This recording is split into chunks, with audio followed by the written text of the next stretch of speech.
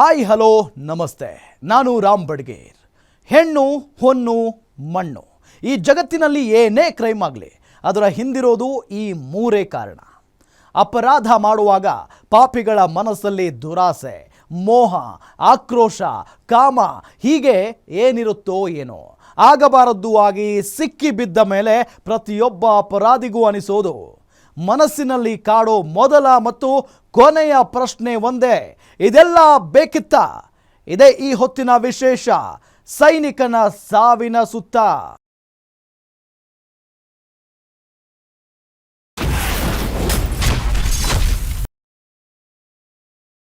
ಹಾವೇರಿಯ ಸಿಆರ್ಪಿಎಫ್ ಯೋಧನನ್ನ ಕೊಲೆ ಮಾಡಿರೋ ಆರೋಪ ಕೇಳಿ ಬಂದಿದೆ. ಗಂಡನಿಗೆ ಬರಬೇಕಾಗಿದ್ದಂಥ ವಿಮಾ ಹಣ ಮತ್ತು ಆಸ್ತಿಯ ಮೇಲೆ ಕಣ್ಣಿಟ್ಟ ಹೆಂಡತಿ ಆಕೆಯ ಅಣ್ಣ ಸೇರಿ ಕೊಲೆ ಮಾಡಿದ್ದಾರೆ ಅನ್ನೋ ಆರೋಪ ಕೇಳಿ ಬಂದಿದೆ. ಆದರೆ ಕೊಲೆಯಾಗಿ 5 ತಿಂಗಳಾದರೂ ನಮಗೆ ನ್ಯಾಯ ಸಿಕ್ಕಿಲ್ಲ ಅಂತ ಯೋಧನ ಪೋಷಕರು ಅಲವತ್ತು ತೋಡಿಕೊಂಡಿದ್ದಾರೆ. ಏನಿದು ಸೈನಿಕ ಸಾವಿನ ಸ್ಟೋರಿ ಅಂತ ಡೀಟೇಲ್ ಆಗಿ ತೋರಿಸ್ತೀವಿ ನೋಡಿ.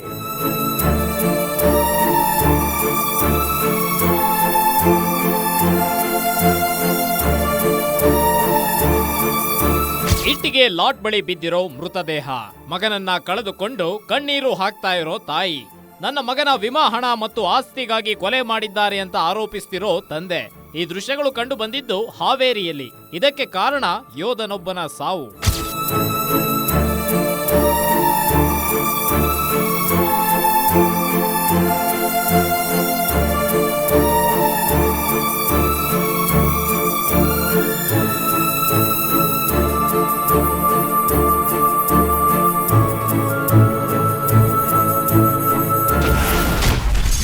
ಶಿಗ್ಗಾವಿಯಲ್ಲಿ ಪತ್ತೆಯಾಗಿತ್ತು ಯೋಧನ ಮೃತದೇಹ. ಅರಸೀಕೆರೆ ಮೂಲದವ ಶಿಗ್ಗಾವಿಯಲ್ಲಿ ಹೆಣವಾಗಿ ಪತ್ತೆ. ಈ ಫೋಟೋದಲ್ಲಿರೋ ವ್ಯಕ್ತಿಯ ಹೆಸರು ತಾರೇಶ್ ಅಂತ. ಹಾಸನ ಜಿಲ್ಲೆ ಅರಸೀಕೆರೆ ಬಸವರಾಜ್ ಮಂಜುಳಾ ದಂಪತಿಯ ಪುತ್ರ. ಈತ ಸಿಆರ್ಪಿಎಫ್ಗೆ ಸೇರಿ ಛತ್ತೀಸ್ಗಢದಲ್ಲಿ ಕೆಲಸ ಮಾಡ್ತಿದ್ದ. ಈತನಿಗೆ ದಿವ್ಯಾ ಅನ್ನೋರ ಜೊತೆ ಮದುವೆಯಾಗಿತ್ತು. ಗಂಡ ಛತ್ತೀಸ್ಗಢದಲ್ಲಿ ಕೆಲಸ ಮಾಡ್ತಿದ್ರೆ ಹೆಂಡತಿಯನ್ನ ಬೆಂಗಳೂರಿನ ಮನೆಯಲ್ಲಿ ಇರಿಸಿದ್ದ. ಹೀಗೆ ಎಲ್ಲವೂ ಅಂದುಕೊಂಡಂತೆ ಆಗ್ತಿದೆ ಅನ್ನೋ ಹೊತ್ತಲ್ಲೇ ಶಿಗ್ಗಾವಿಯಲ್ಲಿ ತಾರೇಶ್ ಮೃತದೇಹ ಪತ್ತೆಯಾಗಿತ್ತು.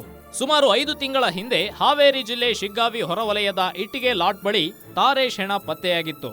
ಆರಂಭದಲ್ಲಿ ಎಲ್ಲರೂ ಇದೊಂದು ಸಹಜ ಸಾವು ಅಂತ ಭಾವಿಸಿದ್ರು. ಆದ್ರೆ ಆತನ ಹೆಂಡತಿಯ ವರ್ತನೆಯಲ್ಲಿ ಬದಲಾವಣೆ ಕಂಡು ಬಂದ ಬಳಿಕ ಕೊಲೆ ಆರೋಪ ಕೇಳಿ ಬಂದಿದೆ.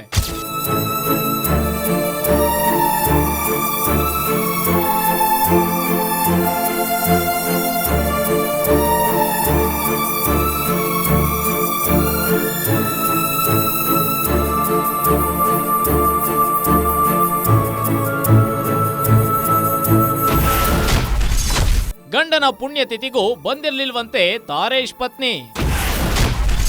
5 ತಿಂಗಳ ಬಳಿಕ ತಾರೇಶ್ ಪೋಷಕರಿಗೆ ಶುರು ಅನುಮಾನ. ಪತಿ ತಾರೇಶ್ ತೀರಿಕೊಂಡ ಬಳಿಕ ಪತ್ನಿ ದಿವ್ಯಾ ವರ್ತನೆಯಲ್ಲಿ ತೀವ್ರ ಬದಲಾವಣೆ ಕಂಡುಬಂದಿತ್ತು. ಪತಿ ಸತ್ತಿದ್ದಾನೆ ಅನ್ನೋ ದುಃಖ ಕೂಡ ಇರಲಿಲ್ಲ ಅಂತ ತಾರೇಶ್ ಪೋಷಕರು ಆರೋಪಿಸಿದ್ದಾರೆ. ಅಲ್ಲದೆ ಗಂಡನ ಪುಣ್ಯತಿಥಿಗೂ ದಿವ್ಯಾ ಬಂದಿರಲಿಲ್ಲ.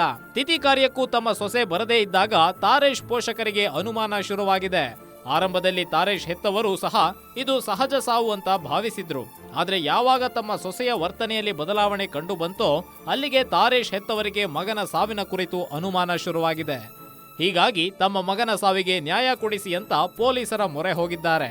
ಅವಳು ನೆಡತೆ ಹುಡ್ಕಕ್ಕೆ ಅಂತ ಹೊರಟ್ರು. ಹಿಂಗೆ ಎಲ್ಲ ಸಂಜೆ ಎಲ್ಲ ಚರಂಡಿಲ್ ನೋಡ್ರಿ, ಅಲ್ಲಿ ನೋಡ್ರಿ, ಇಲ್ಲಿ ನೋಡ್ರಿ. ಈಗ ಕುಡಿದು ಬೀಳೋನಾದ್ರೆ ಚರಂಡಿ ಕಾಲೇವು ಅದು ಇದು ನೋಡಬೇಕು. ನಮಗೆ ಇವ್ರು ಮೊದಲೇ ಅಣ್ಣ ತಂಗಿ ಜೊತೆಯಾಗಿ ಏನೋ ಮಾಡಿ ತಾಂಡೋಗಿ ಹಾಕಿದ್ದಾರೆ ಅಂತ ಅನುಮಾನ. ಇಲ್ಲ, ನಾನೇನು ಮಾಡಿಲ್ಲ ಅಷ್ಟೇ ಅವಳು ಹೇಳೋದು. ನಮ್ಮ ಹತ್ರ ನಮಗೆ ಬೇಜಾರಾತು, ಮಾತಾಡೋದು ಬಿಟ್ಬಿಟ್ರಿ. ಅವಾಗಲೇ ನಮ್ಮ ಮನೆಗೆ ಮಾಡಬೇಕು ಅಂದ್ರು. ಇವರು ಹೆಣ್ಮಗಳ ಮೇಲೆ ಇಲ್ಲದ್ದು ಹೇಳ್ಬಾರ್ದು ಅಂತ ಕಾದು ಟೈಮು ಏನಾರು ಗೊತ್ತಾದತ್ತು ಹೇಳು ಅಂತ ಆರಾಧನೆಗೆ ಬಂದಳು. ನಾವು ಈ ತಿಂಗಳವರೆಗೂ ಶಾಸ್ತ್ರ ಸಂಬಂಧ ಮಾಡ್ತೀವಿ, ಅದನ್ನೆಲ್ಲ ಮಾಡಕ್ಕೆ ಇಲ್ಲ, ಏನು ಹೇಳೇ ಇಲ್ಲ.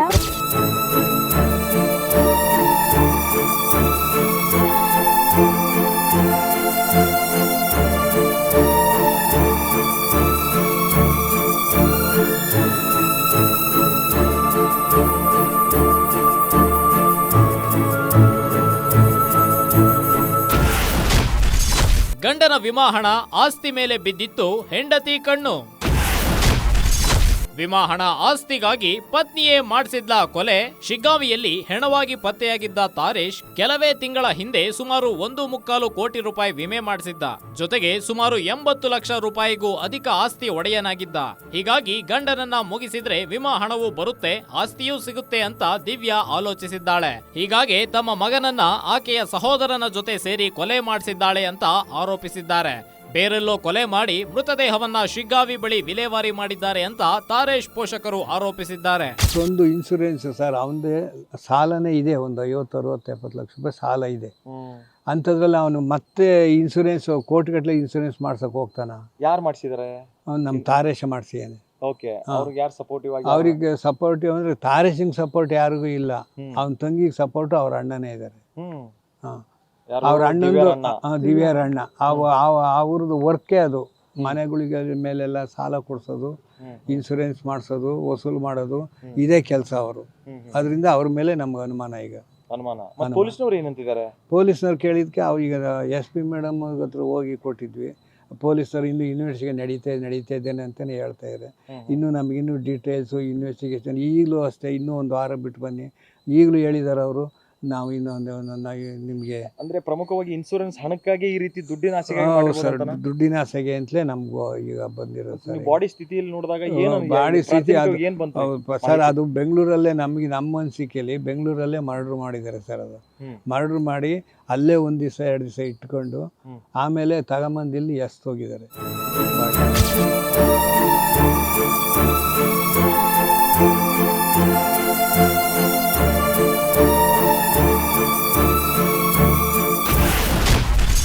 ಗಂಡನ ಪೋಷಕರ ಆರೋಪ ನಿರಾಕರಿಸಿದ ತಾರೇಶ್ ಪತ್ನಿ. ತಾರೇಶ್ ಸಾಲಬಾಧೆಯಿಂದ ಆತ್ಮಹತ್ಯೆ ಮಾಡ್ಕೊಂಡ್ರ? ತಮ್ಮ ಮಗನದ್ದು ಸಹಜ ಸಾವಲ್ಲ, ಅದೊಂದು ಕೊಲೆ. ಮಗನ ಹೆಂಡತಿಯೇ ಕೊಲೆ ಮಾಡಿಸಿದ್ದಾಳೆ ಅಂತ ತಾರೇಶ್ ಪೋಷಕರು ಆರೋಪಿಸಿದ್ದಾರೆ. ಆದ್ರೆ ತಾರೇಶ್ ಪತ್ನಿ ದಿವ್ಯಾ ಮಾತ್ರ ಈ ಆರೋಪವನ್ನ ನಿರಾಕರಿಸಿದ್ದಾರೆ. ವಿಮಾ ಹಣ ಮತ್ತು ಆಸ್ತಿಗಾಗಿ ಕಟ್ಟಿಕೊಂಡ ಗಂಡನನ್ನ ಕೊಲೆ ಮಾಡಿಸಬೇಕಾದ ಅವಶ್ಯಕತೆ ನನಗಿಲ್ಲ. ನನ್ನ ಗಂಡನ ಸಾವಿಗೆ ನ್ಯಾಯ ಕೊಡಿಸಲು ನಾನು ಕೂಡ ಹೋರಾಟ ಮಾಡ್ತಿದ್ದೇನೆ. ನನ್ನ ಗಂಡ ಸುಮಾರು 80-90 ಲಕ್ಷ ರೂಪಾಯಿ ಸಾಲ ಮಾಡಿಕೊಂಡಿದ್ರು. ಈ ಸಾಲದ ಹಣ ತೀರಿಸಲಾಗದೆ ಆತ್ಮಹತ್ಯೆ ಮಾಡಿಕೊಂಡಿರಬಹುದು ಅಂತ ದಿವ್ಯಾ ಮಾಹಿತಿ ನೀಡಿದ್ದಾರೆ.